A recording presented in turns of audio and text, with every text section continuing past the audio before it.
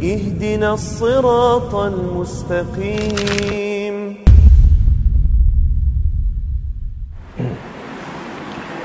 Bismillahirrahmanirrahim. Assalamualaikum warahmatullahi wabarakatuh.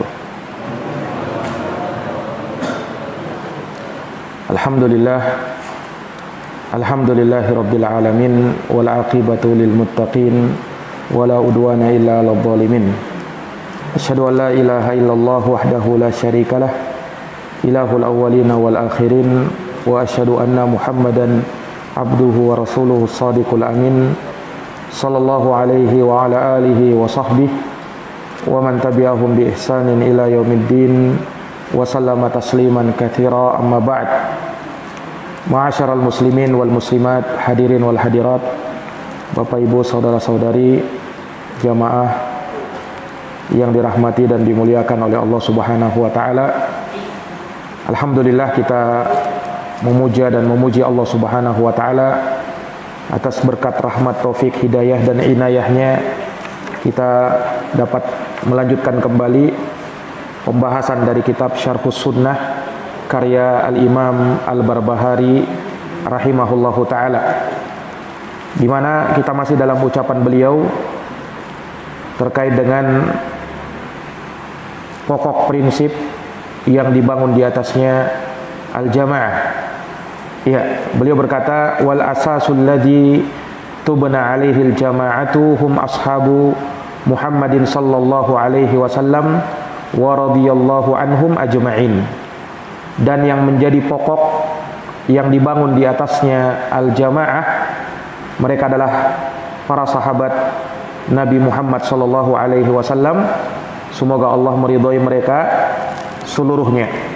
Ya, maksudnya bahwa apa yang dipijaki oleh para sahabat ridwanullah alaihim ajma'in, apa yang menjadi jalan mereka baik dalam hal akidah, baik dalam hal ibadah, baik dalam hal ucapan, amalan, ya, maka itulah yang menjadi pokok prinsip yang dibangun di atasnya al-jamaah. Jadi al-jamaah dibangun di atas jalannya para sahabat, baik dalam hal keyakinan, amalan, ucapan, perbuatan, dan seluruh perkara yang menjadi agama ini. Maka itulah al-jamaah. Maka famalam ya'khud, ya, wahum ahlus sunnati wal jamaah, dan mereka ini juga adalah ahlus sunnah wal jamaah. Dan telah berlalu bahwa yang dimaksud dengan ahlus sunnah secara ringkas yaitu mereka yang berpegang teguh dengan sunnahnya Rasul sallallahu alaihi wasallam dan jalannya Rasulullah. Sementara al jamaah adalah mereka yang berkumpul bersatu di atas kebenaran dan mereka tidak berpecah belah di dalamnya. Sebagaimana firman Allah Subhanahu wa taala di dalam surat Ali Imran ayat 103, wa'tasimu bihablillahi jami'an wa la tafarraqu, dan berpegang teguhlah kalian kepada tali agama Allah dan jangan kalian berpecah belah. Jangan kalian berpecah belah. Inilah ahlus sunnah wal jamaah. Maka kata Syekh, faman lam ya'khud anhum faqad dalla wa btada'a. Siapa yang tidak mengambil dari mereka, maka dia telah tersesat dan berbuat bid'ah di dalam agama. Ya, siapa yang tidak mengambil agama ini dari para sahabat, maka dia telah tersesat. Ya. Dan firqah pertama, kelompok pertama yang keluar dari ahlus sunnati wal jamaah di dalam penyelisihannya kepada sahabat adalah Syiah Rafidah. Ya, kaum Rafidah yang mereka mencela para sahabat Nabi sallallahu alaihi wasallam, bahkan mereka mengkafirkannya, menganggap bahwa mereka seluruhnya fasik kecuali beberapa di antara mereka. Dan ini adalah kekafiran dan kesesatan yang nyata. Ya, karena mencela sahabat Nabi sallallahu alaihi wasallam ini adalah celaan kepada agama. Nah, karena yang membawa agama ini, yang menyampaikan agama ini dari Rasulullah SAW tidak lain dan tidak bukan adalah para sahabat. Maka mencela sahabat sama saja dengan mencela agama. Iya. Dan hal itu juga termasuk mendustakan firman Allah Subhanahu wa taala yang terang-terangan merekomendasi seluruh para sahabat. Ya, mentazkiyah para sahabat Nabi dan menganggap mereka sebagai orang-orang yang adil. Allah ridhoi mereka dan surga untuk mereka. Ya. Maka orang yang mendustakan sahabat sama saja dengan mendustakan Allah Subhanahu wa taala, dan mendustakan Allah hukumnya adalah kafir. Mendustakan Allah hukumnya adalah kafir. Iya. Maka siapa yang menyangka bahwa dia tidak mengambil agama dari sahabat Nabi, maka dia telah kafir. Iya. Sebab tidak ada jalan di dalam agama ini kecuali jalannya yang telah dijelaskan oleh Nabi dan diwariskan oleh para sahabat Nabi. Mereka lah yang menyampaikan agama ini kepada kita. Nah, ini para jamaah sekalian yang dirahmati dan dimuliakan oleh Allah. Maka orang yang tidak mengambil agama dari para sahabat, maka dia telah tersesat dan berbuat bid'ah. Wa kullu bid'atin dhalalah wad dhalalu wa ahluhu finnar. Dan setiap bid'ah itu adalah kesesatan, dan kesesatan serta pelakunya berada di dalam neraka. Ya. Kemudian setelahnya beliau bawakan ucapannya Umar bin Khattab radhiyallahu taala anhu. Kata beliau, qala Umar ibnul Khattab radhiyallahu anhu. Berkata Umar bin Khattab, semoga Allah meridhoinya. Ya. Al-Khalifatus Tsani, khalifah yang kedua yang menggantikan Abu Bakar As-Siddiq radhiyallahu anhu atas dasar penunjukan Abu Bakar. Karena ketika Abu Bakar mau meninggal dunia, maka beliau melimpahkan kekuasaan atau kekhalifahan kepada Umar bin Khattab. Dan Umar bin Khattab ini orang yang pertama dipanggil sebagai Amirul Mukminin, pemimpinnya kaum muslimin. Nah, keutamaan beliau sangat banyak. Ya, beliau adalah seorang yang dijanjikan dengan surga dari 10 sahabat yang dijamin masuk surga. Salah satunya adalah Umar ibnul Khattab.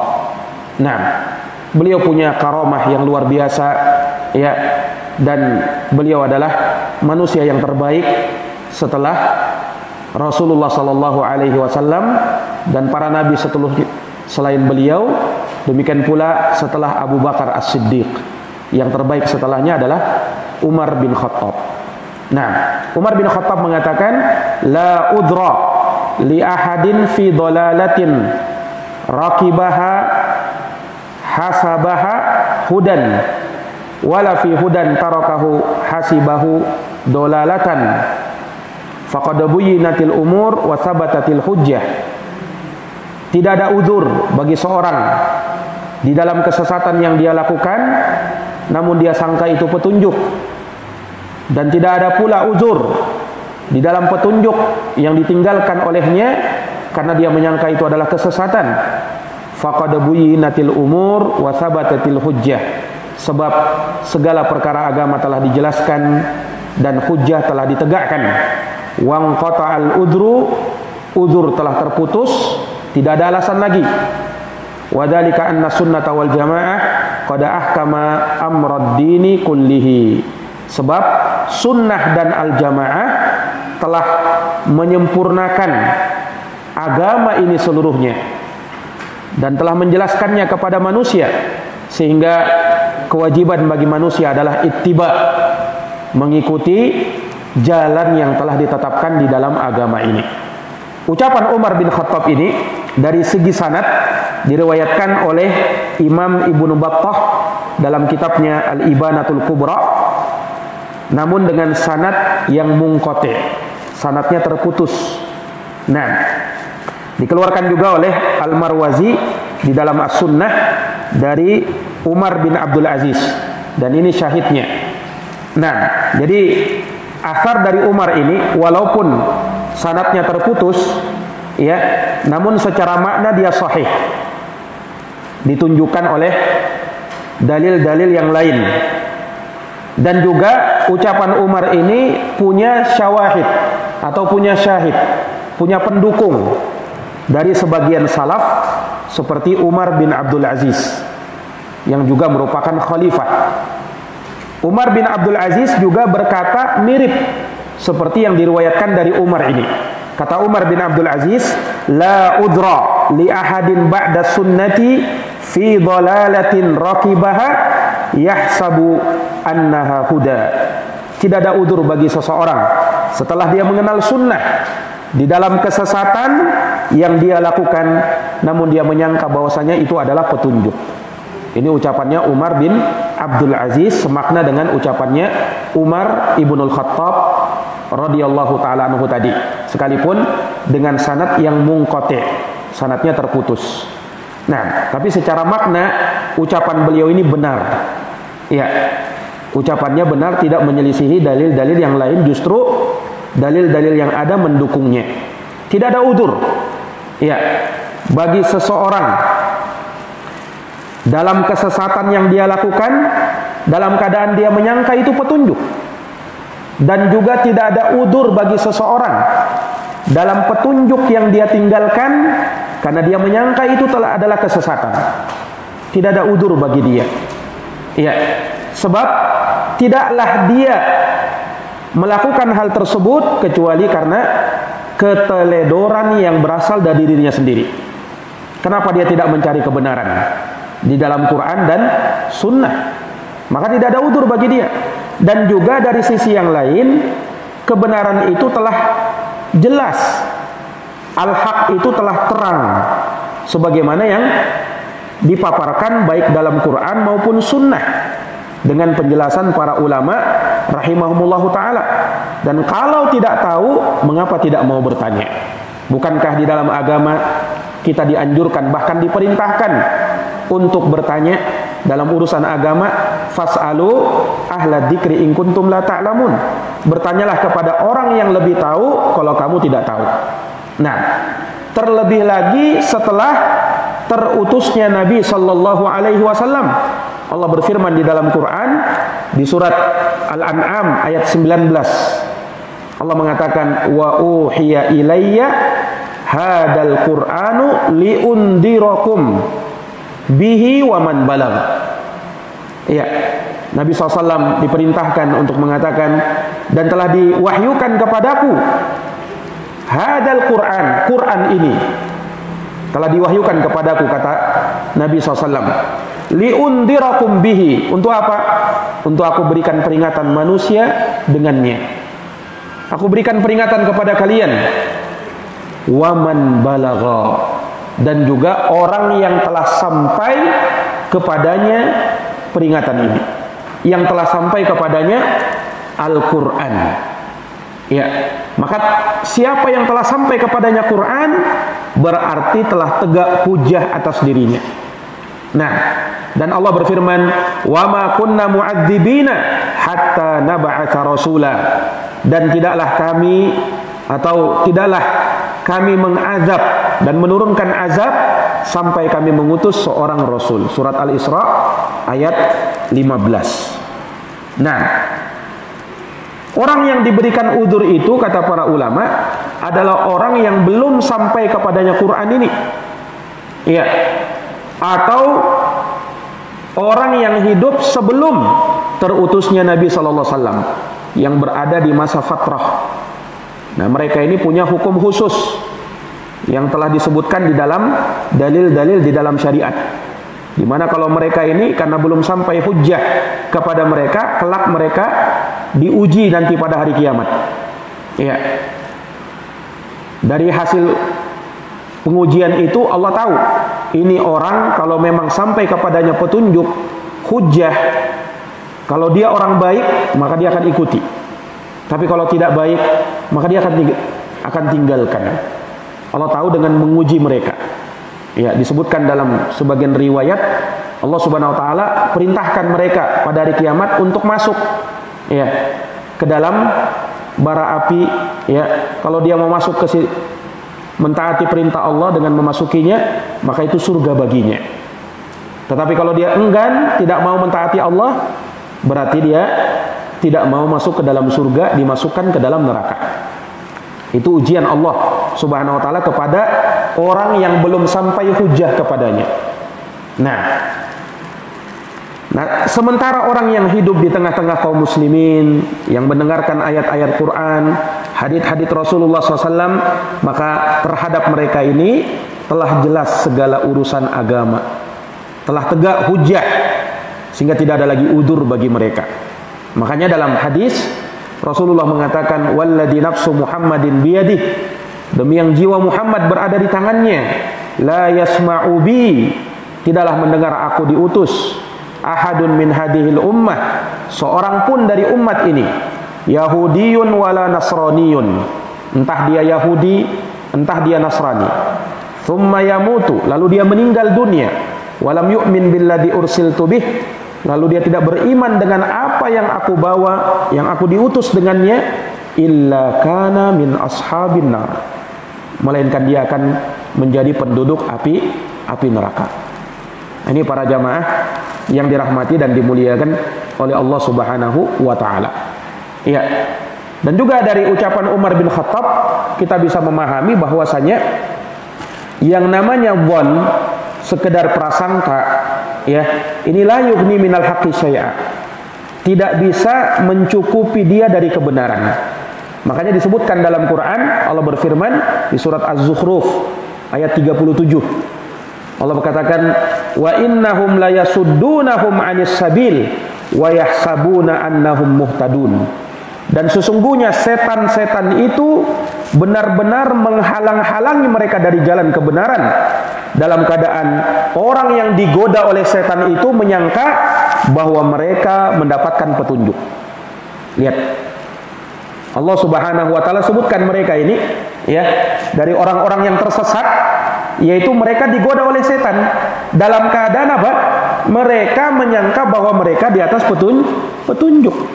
Nah, mereka lebih memperturutkan hawa nafsu mereka, dan Allah tetap menghukumi mereka berada di atas kesesatan dan kekafiran, wal iyadu billah.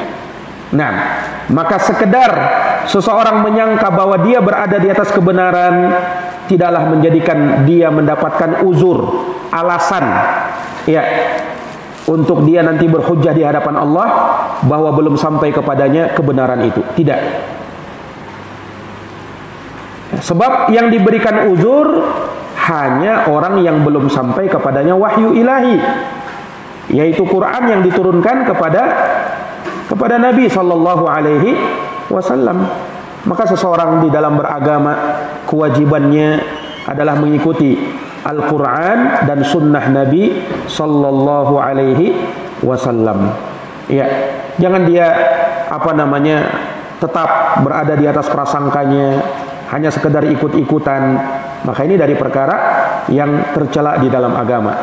Ya, makanya taklid adalah perkara yang tercela pada hukum asalnya. Nah, Nabi SAW menyebutkan orang yang disiksa di dalam kuburnya dengan mengatakan, haha la adri sami'tun nasa yaquluna syai'an faqultuh, haha saya tidak tahu, aku mendengar manusia mengatakan begini, saya juga ikut mengatakan begitu. Nah, kata para ulama, ini akibat taklid, sekedar ikut-ikutan, membebek tanpa mau tahu dalilnya. Nah, dan dia tidak peduli apakah itu salah atau benar. Nah, memang betul ya, orang itu tidak bisa langsung sampai kepada Quran dan Sunnah dalam hal memahaminya secara utuh, karena itu butuh perangkat alat-alat untuk bisa memahami Quran dan Sunnah. Tetapi asal agama kembalikan kepada Quran dan Sunnah. Nah, walaupun setelahnya pada saat memahaminya kita butuh ulama yang menjelaskan makna Quran itu dan menjelaskan makna Sunnah itu. Nah, kalau dia orang awam, maka mereka boleh untuk taklid, ikut-ikutan, tetapi bukan taklid kepada sembarang orang, taklid kepada ulama yang mereka tahu ulama itu berada di atas dalil. Nah, orang awam wajib dia taklid kalau dalam hal itu. Tapi taklid bukan sembarang orang. Ada orang berbuat begini, oh dia ikut-ikutan juga. Kenapa? Ada orang begitu. Dalam keadaan dia tidak tahu ini ulama atau bukan ini. Kalau dia jelas ulama, ya, yang diakui keilmuannya, naam, dan tidaklah dia mengucapkan itu kecuali dengan dalil, maka dia ikuti ulama tersebut. Yang seperti ini dibenarkan. Ya, naam. Ini para hadirin yang dirahmati dan dimuliakan oleh Allah Subhanahu wa taala. Nah, dan juga ulama menjelaskan uzur itu, ya, uzur itu tahu uzur ya, yakni alasan bagi seseorang. Nah, kalau misalnya dia salah, dia punya alasan. Saya salah karena ini, uzur dia. Itu namanya uzur. Nah, bagi orang yang berada di atas kesesatan, dia menyangka petunjuk itu kesesatan sehingga dia tinggalkan, atau dia sangka ya kesesatan itu adalah petunjuk sehingga dia lakukan, tidak ada uzur bagi dia. Karena kalau dalam masalah keyakinan, masalah i'tiqad, masalah manhaj dalam beragama, ini perkaranya sifatnya tauqifiyah. Berbeda kalau masalahnya masalah ijtihadiyah. Ya, yang seseorang boleh berijtihad di dalamnya. Nah, maka dia berijtihad untuk berusaha mencari kebenaran. Dan dia sangka setelah ijtihadnya inilah yang benar. Namun ternyata dia keliru. Nah, yang seperti ini ada uzur bagi dia. Karena masalahnya bersifat ijtihadiyah, masalah fikih. Yang seseorang di situ kalau benar dapat 2 pahala, salah tetap dapat 1 pahala. Nabi bersabda, "Idza jtahadal hakimu," ya, apabila seseorang hakim berijtihad, fa asaba, lalu dia benar dalam ijtihadnya, falahu ajron, dia dapat 2 pahala. Ya.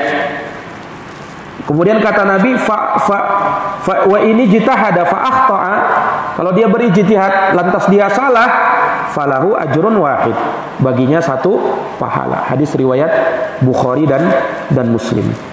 Ya. Ini kalau dalam masalah ijtihadiyah, masalah-masalah fikih, masalah-masalah yang memang seorang itu di situ boleh berijtihad, ya, tidak boleh dia berkeras-kerasan di dalamnya, toleransi. Nah, yang seperti ini ada uzur, ya kan? Dan itu banyak, ya, para ulama berselisih pendapat dalam masalah-masalah fikih. Ada yang berpendapat begini, ada yang berpendapat begitu, ya kan? Dan tidak mungkin kita katakan, oh yang menyelisihinya masuk neraka ini, yang ini masuk surga ini. Nah, ini masalah-masalah ijtihadiyah yang masih boleh untuk kita berlapang dada di dalamnya. Nah, tapi kalau masalah akidah, ini tauqifiyah. Tidak boleh berijtihad dalam perkara akidah.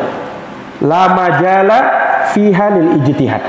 Tidak ada tempat, tidak ada ruang untuk berijtihad di dalam urusan akidah. Karena dia harus pasti sifatnya kembali kepada Al-Quran dan Sunnah Nabi Sallallahu Alaihi Wasallam.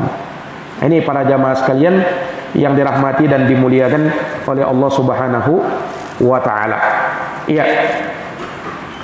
Nah, maka perhatikan ucapan dari Umar bin Khattab ini, atau dari apa yang diriwayatkan dari Umar bin Abdul Aziz terkait dengan masalah ini, ya.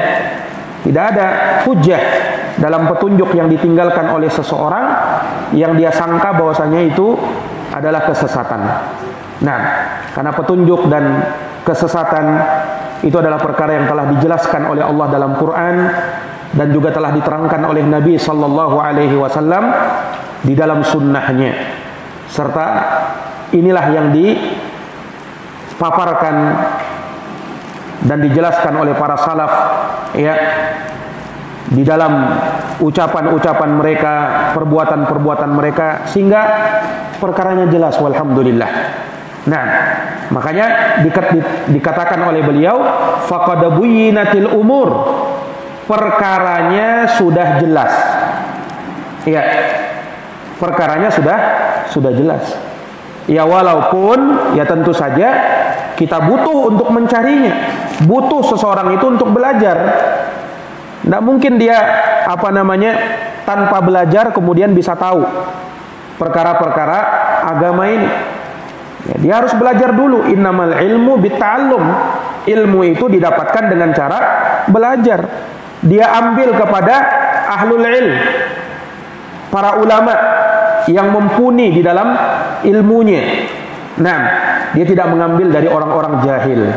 Ya, orang-orang yang mengklaim atau mengaku dirinya berilmu padahal tidak berilmu.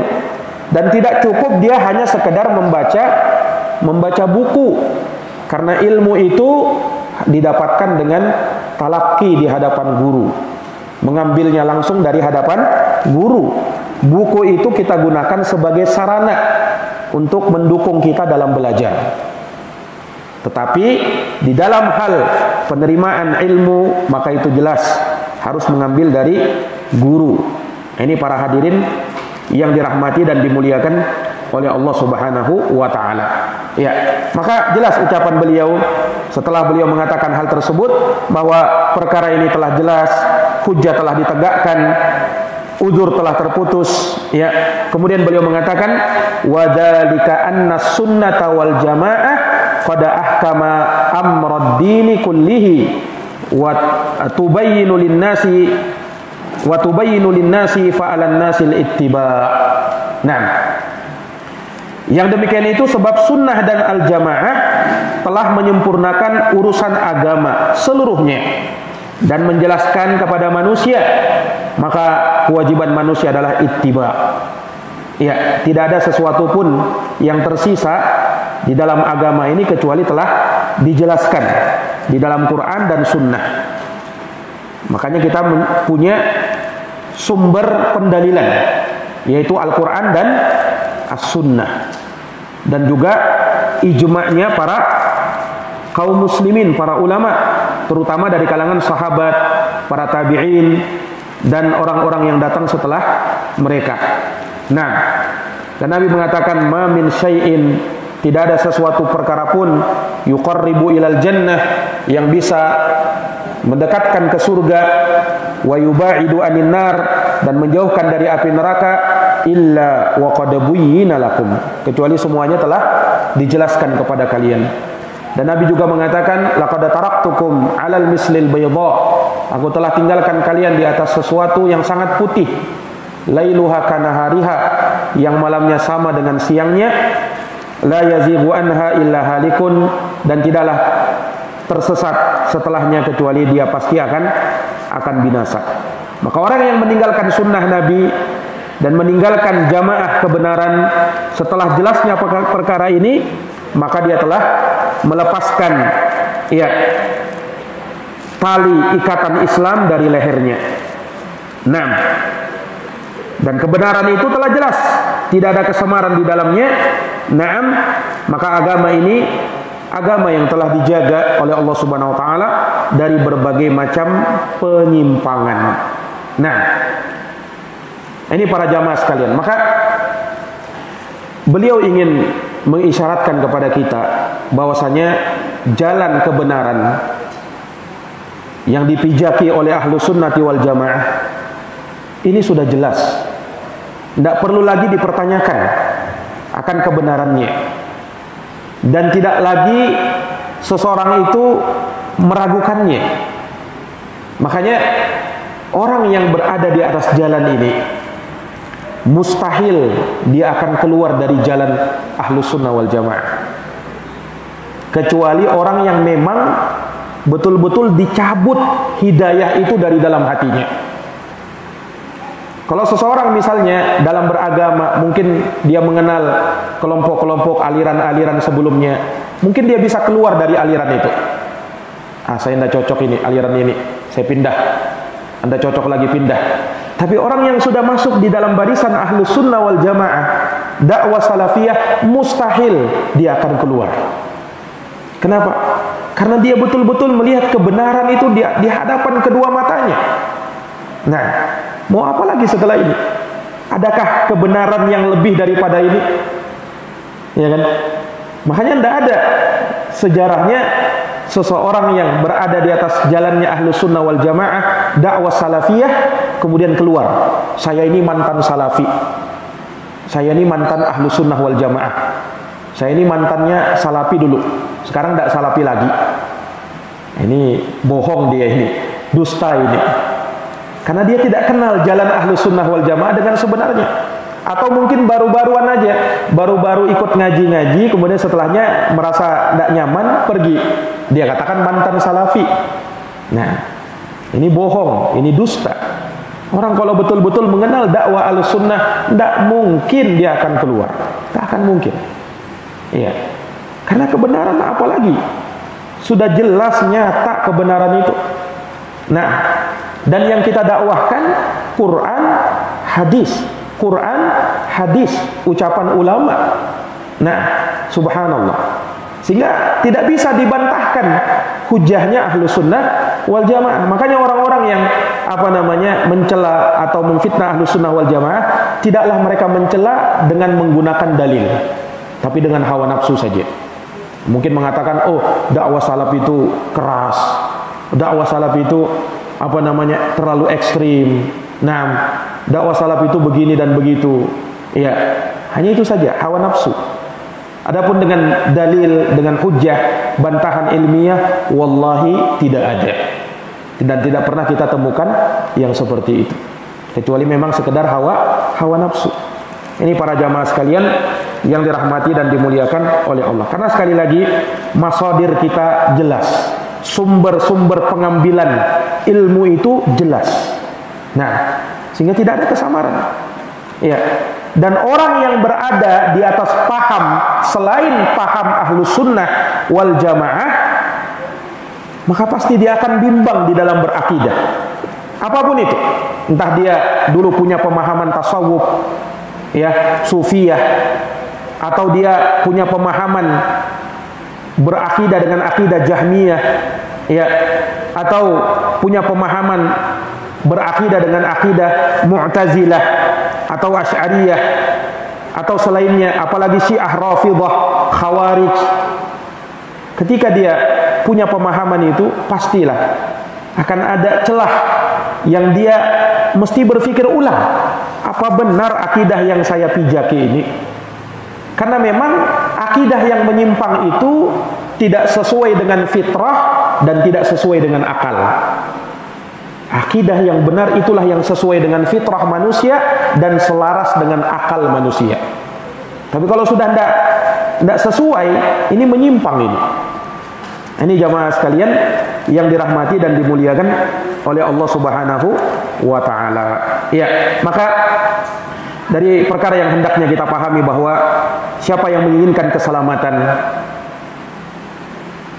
barang siapa yang menginginkan untuk masuk ke dalam al-firqatun najiyah, kelompok yang selamat, at-taifatul mansurah, kelompok yang ditolong oleh Allah Subhanahu wa taala, maka wajib dia beragama dengan berpegang teguh kepada Quran, ya, dan sunnah Nabi sallallahu alaihi wasallam dengan pemahamannya para sahabat. Dengan pemahamannya para sahabat. Dan dia mengambil sumber agamanya dengan Quran yang ditafsirkan oleh para ulama.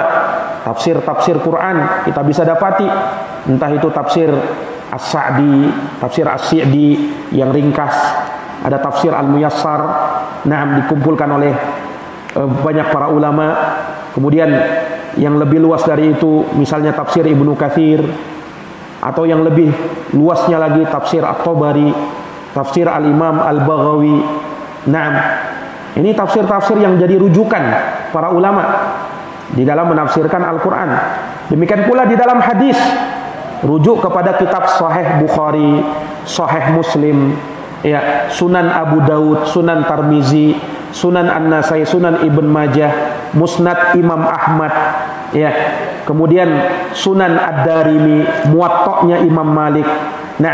Atau buku-buku yang di situ terdapat ucapannya ulama salaf, seperti kitab Al-Musannaf karya Imam Ibnu Abi Syaibah, Ibnu Abi Syaibah. Kemudian Musannaf karya Imam Abdul Razzaq. Musannaf Sa'id Ibnu Mansur. Nah, demikian pula di dalam kitab-kitab akidah seperti Kitab Tauhid karya Imam Ibnu Khuzaimah, Ar-Radd 'alal Jahmiyah karya Imam Ahmad. Kemudian Kitab Sunnah karya Imam Abdullah bin Ahmad, Ar-Radd 'alal Jahmiyah karya Imam Utsman bin Sa'id Ad-Darimi. Syarah Usul I'tiqad Ahli Sunnati wal Jamaah karya Imam Al-Lalakai. Kitab Al-Ibanatul Kubra karya Imam Ibnu Battah. Demikian pula kitab-kitabnya Syekhul Islam Ibnu Taimiyah, Al-Imam Ibnul Qayyim, Syekh Muhammad bin Abdul Wahhab An-Najdi, dan selainnya dari kitab-kitab para ulama. Ciri orang yang berada di atas jalan keselamatan, dia akan mengkaji kitab-kitab tadi. Tidak keluar rujukan-rujukan mereka dari kitab-kitab tersebut, dan kitab-kitab yang lainnya ya sangat banyak. Naam, kalau kita mau sebutkan. Ya, kemudian diingatkan juga dari ketergelinciran terhadap perkara hizbiyin atau hizbiyah. Nah, ini juga dari perkara yang diingatkan oleh para ulama.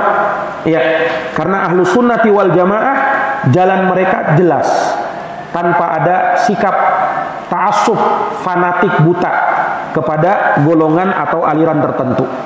Mereka tidak fanatik kepada suatu penamaan atau organisasi atau nama yayasan, tidak. Bukan itu yang mereka besarkan. Tetapi yang mereka besarkan dakwah ahlu sunnah wal jamaah. Nah, mereka tidak membesarkan hal yang lain. Sebab kalau mereka membesarkan nama organisasinya misalnya, nama yayasannya misalnya, itu yang dia agung-agungkan. Ini ciri hizbiyah. Itu ciri hizbiyah. Nah, ini jamaah sekalian yang dirahmati oleh Allah. Apalagi kalau menganggap yang di luar yayasannya sesat dan menyesatkan. Yang berada di yayasan kami, dialah yang selamat. Ini ciri hizbiyah. Nah, yang mengikuti apa yang kami berada di atasnya dari ulama kami, maka dia ahlu sunnah. Yang di luar dari ulama kami, dalam tanda petik, maka dia bukan ahlu sunnati wal jamaah. Ada orang-orang yang seperti ini terjerat dengan apa namanya hizbiyah, paham-paham hizbiyah. Maka diingatkan oleh para ulama terkait dengan masalah ini, ya, wajibnya kita berpegang teguh dengan jalannya salaf, dan jangan sampai kita menyimpang dari jalannya as-salaf. Agama ini sudah dijelaskan oleh Nabi kita Muhammad sallallahu alaihi wasallam. Nah, telah dijelaskan kepada manusia perkara agama ini seluruhnya di dalam kewajiban memegang kepada sunnah dan memegang jamaah. Maka tidak ada yang menyelisihi ahlu sunnah wal jamaah kecuali orang yang berada di atas kesesatan. Fama ba'dal haqqi illa dhalal. Maka tidak ada setelah kebenaran kecuali kesesatan. Siapa yang meninggalkan kebenaran, maka dia telah jatuh dalam kesesatan. Dan ulama mengingatkan dari bahaya-bahaya, ya, orang-orang yang terkadang menampakkan dirinya seakan-akan dia menyuruhkan kepada dakwah ahli sunnah wal jamaah, namun setelah dikaji lebih mendalam, dia jauh dari manhaj ahli sunnah wal jamaah. Ya, makanya ulama mengingatkan seperti di masa-masa sekarang ini dari manhaj sururi, ya, yang terambil dari paham seorang yang bernama Muhammad Surur Naif Zainal Abidin, yang dulunya dia ini tinggal di Saudi Arabia, namun dia gerah di sana, akhirnya pindah ke London. Di sanalah dia menancapkan apa namanya serangan-serangannya kepada ahlu sunnah. Tapi apa namanya seakan-akan memposisikan dirinya seperti ahlu sunnah wal jamaah. Ini bahaya bagi dakwah ahlu sunnah wal jamaah. Ya, inilah yang kata para ulama, berbaju salafi tapi punya pemahaman ikhwani. Hati-hati dari orang yang seperti ini. Seakan-akan dia apa? Menyuruhkan juga kepada dakwah ahlu sunnah wal jamaah, namun hakikatnya dia membenci dakwah ahlu sunnah wal jamaah. Dan nampak pada ciri-ciri pemikirannya, ya, mereka mencampurkan pemikiran ahlu sunnah dengan pemikiran ikhwanul muslimin. Na'udzubillahi min dzalik. Jadi dilihat zohirnya seakan-akan sunnah juga, tetapi batinnya ikhwani dia. Ini bahaya yang seperti ini. Para hadirin yang dirahmati dan dimuliakan oleh Allah. Ciri-cirinya juga dia suka merangkul, ya, seakan-akan ingin menyatukan semua orang. Nah, dalam tanda petik, semua orang disatukan dalam hal apa ini? Nah, kita bersatu, betul harus bersatu di atas kebenaran, bukan bersatu ala jahiliyah, ala Yahudi. Tahsabuhum jami'an wa qulubuhum syatta. Kau menyangka mereka itu bersatu, kata Allah, padahal hakikatnya mereka berpecah belah. Bersatu di atas mana dulu? Nah, harus jelas manhaj dan akidahnya. Iya. Orang-orang yang seperti ini terkadang memposisikan dirinya seakan-akan dia yang pertengahan, padahal dia jauh dari sikap pertengahan. Nah, terkadang mereka jatuh dalam sikap gulu ekstrim atau terkadang menyepelekan. Orang yang membahas manhaj katanya apa? Oh, ini gila manhaj ini katanya. Gila manhaj. Subhanallah. Iya. Mereka lebih senang bergaul dengan hizbiyin, dengan ahlul bid'ah. Ayo kita rangkul ahlul bid'ah juga sama-sama. Nah, sementara dengan ahlus sunnah justru dia musuhi. Nah, inilah yang tadi saya katakan, berbaju salafi tetapi sebenarnya yang ada pada dirinya pemahaman ikhwani. Ini manhaj sururi yang seperti ini, hati-hati. Nah, dari penyimpangan-penyimpangan yang semacam ini. Nah, mereka ini kalau sudah melihat ada orang-orang yang misalnya membantah kebatilan, oh mereka tidak suka. Tidak usahlah kita saling bantah-membantah, ini begini, kita jelaskan aja ini. Subhanallah, seakan-akan bijak. Dia tidak tahu bahwa di antara manhaj ahlus sunnah wal jamaah ar-rad alal mukhalifin, membantah orang-orang yang menyimpang. Kita jelaskan dengan cara yang bijak tentu saja, ya, pada tempatnya sesuai dengan porsinya. Itulah jalan pertengahan. Bukan artinya ada penyimpangan, oh biarkan saja, tidak masalah, tidak usah kita urus itu, nanti lari manusia. Subhanallah. Iya. Nah, ini gara-gara ingin merangkul tadi, ingin menyatukan, tetapi hakikatnya justru menghancurkan. Waliyadzubillah. Ada orang-orang yang seperti ini, para hadirin yang dirahmati oleh Allah. Nah, sehingga kita jangan sampai tertipu. Makanya kita belajar akidah, belajar manhaj untuk mengetahui bagaimana manhaj salafi yang sesungguhnya. Supaya jangan sampai ada abu-abu, jangan sampai ada pengkaburan terhadap manhaj ahlus sunnah wal jamaah. Ini penting. Ada sebagian orang tidak mengetahui pembahasan-pembahasan yang seperti ini, sehingga apa? Ya, larut di dalam perkara-perkara yang bukan urusannya, dan terkadang sudah jauh dia dengan dalih apa? Oh, kita dakwah hikmah bijaksana. Ya, memang betul dakwah itu dengan hikmah dan bijaksana, tetapi harus diukur juga. Nah, itulah tadi prinsip pertengahan. Orang-orang seperti ini terkadang memposisikan dirinya berada di pertengahan, padahal tidaklah demikian. Makanya kita belajar tentang akidah, belajar tentang manhaj dari Quran dan Sunnah dengan pemahaman para ulama. Itu yang menyelamatkan kita dari berbagai pemikiran yang menyimpang. Nah, para hadirin yang dirahmati dan dimuliakan oleh Allah, mungkin demikian yang bisa kita paparkan pada pertemuan malam hari ini. Semoga bermanfaat. Hadanallahu wa iyyakum ajma'in. Subhanakallahumma wa bihamdika asyhadu an la ilaha illa anta astaghfiruka wa atubu ilaik. Walhamdulillahirabbil alamin. Wassalamu alaikum warahmatullahi wabarakatuh.